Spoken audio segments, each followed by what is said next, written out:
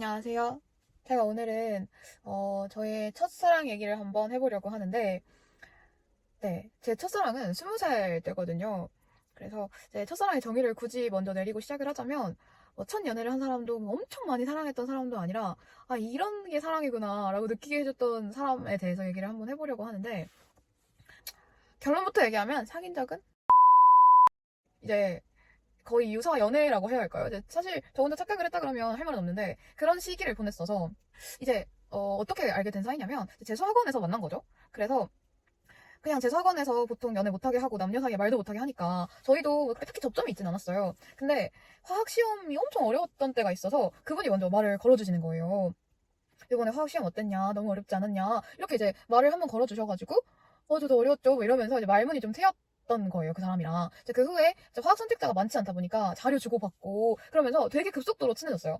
친해졌고, 사실 그 오빠가 사수생이셨는데 학원 내에서는 인기가 꽤 많으셨단 말이에요. 이제 사실 성적도 거의 1, 2등 하시는 분이셨고, 생긴 것도 귀엽게 생기셨어가지고 이제 각 밤마다 그 오빠를 좋아하는 여자가 한 명씩은 있었다고 들었어요. 근데 이제 저는 약간 그런 사람 괜히 와 나 그런 사람 싫어 약간 이랬었는데 저도 결국에 엄청 좋아하게 된 거예요. 근데 이제 그 이후에는 주말마다 밥 같이 먹고 들어가고 그랬었는데 이제 짬뽕이었어요. 메뉴도 기억이 나요. 짬뽕을 제가 약간 음뇸뇸뇸 이렇게 먹고 있었단 말이에요. 이렇게 한참 먹고 있는데 오빠가 피식 웃는 거예요. 약간 이러는 거예요.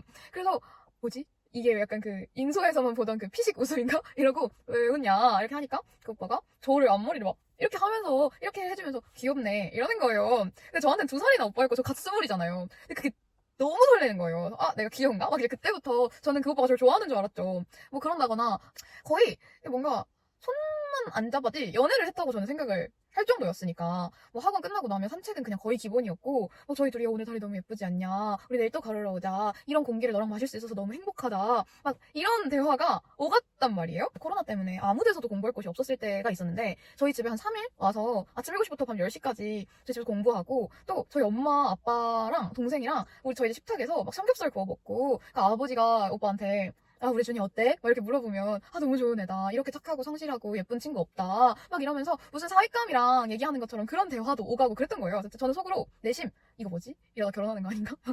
그런 생각까지 했던 거죠. 그 오빠랑.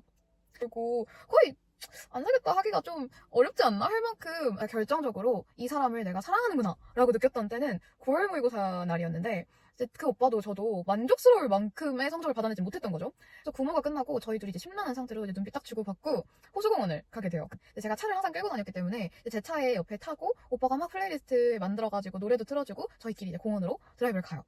그때 당시에 틀어줬던 노래가 검정치마의 기다린 만큼 더였거든요. 저는 아직도 그 노래 들으면 진짜 약간 심장 한쪽이 윽 하고 아픈 느낌? 엄청 힘들 때 제가 제일 좋아했던 사람이랑 들었던 노래여가지고 약간 최애 노래이자 가슴 아린 노래인 것 같기는 하거든요. 그렇게 이제 호수공원에 가서 이제 분수대 같은 데가 있어요. 그걸 쳐다보면서 둘이 이렇게 앉아가지고 막 아 이제 우리 어떡하냐. 그 사람은 사수생이고 저도 절대 죽어도 삼수는 안 해. 약간 이런 상태였었으니까 이제 앉아서 대단한 위로를 해줬다기보다 옆에서 어깨를 이렇게 토닥토닥 해주는데 제가 너무 힘이 되는 거예요. 그 상황이.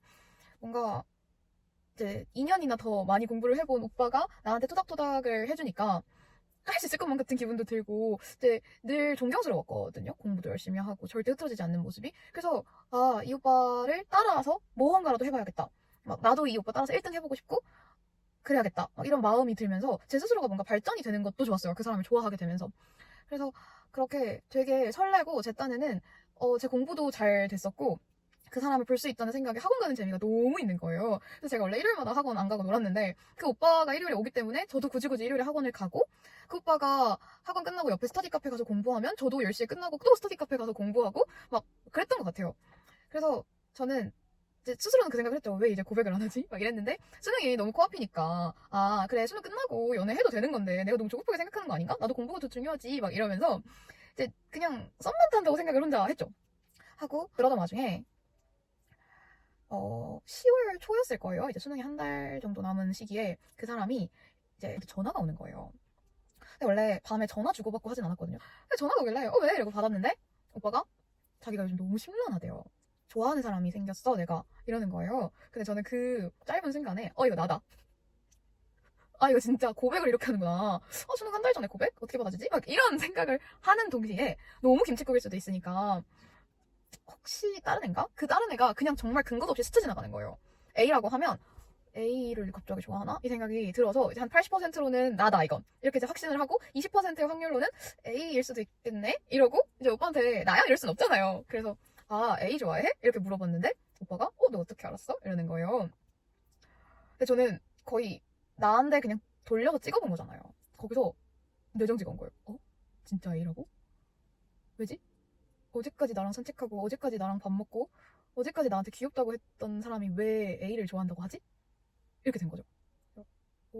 어쩌다가? 이렇게 했더니 연락을 이미 한참 주고받고 있는 사이였고 학원에서는 전혀 둘이 친한 티가 안 났는데 항상 학원 끝나고는 둘이 카톡을 했었던 거죠.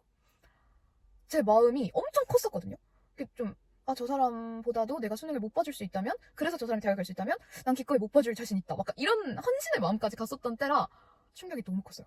컸는데 어떻게 말할 수 없잖아요. 어떻게 나를 안 좋아할 수가 있어? 이럴 수 없잖아요. 그래서 그렇구나 하고 잘해봐 막 이랬던 것 같아요. 연애 상담을 해줬던 것 같아요. 근데 오빠는 전혀 제 마음을 몰랐나 봐요. 몰랐는지 아니면 나쁜 마음으로 갖고 놀았는지는 이제 저도 잘 모르지만 그래서 그 후부터 저한테 좋아하는 사람이 있다고 이제 말한 후부터 2주 내내 연애 상담을 하는 거예요, 저한테. 걔랑 했던 카톡을 다 보여주고, 이게 설렜다, 얘가 이거 너무 귀엽다, 막 이러면서 하루 종일 행복의 웃음을 가지고, 나 얘랑 이렇게 했다, 막 이러면서 연애 상담을 늘 또 저랑 붙어 다니면서 하는 거예요. 밥도 저랑 먹고, 산책도 저랑 하면서 그 연애 상담을 하니까 저는 그 오빠랑 그 대화를 하고 돌아오고 책상에 앉으면 공부가 하나도 안 되죠. 수능 한 달 남았고 저는 진짜 제 1년을 다 갈아 넣어서 재수를 해도 모자랄 판이었는데 그 마지막 한 달 때 그 사람이 저한테 그렇게 충격을 준 거예요. 제가 2주는 참아봐요. 거의 끙끙대면서 공부를 했는데 참다가 제 수능 성적이 너무 불안한 거예요.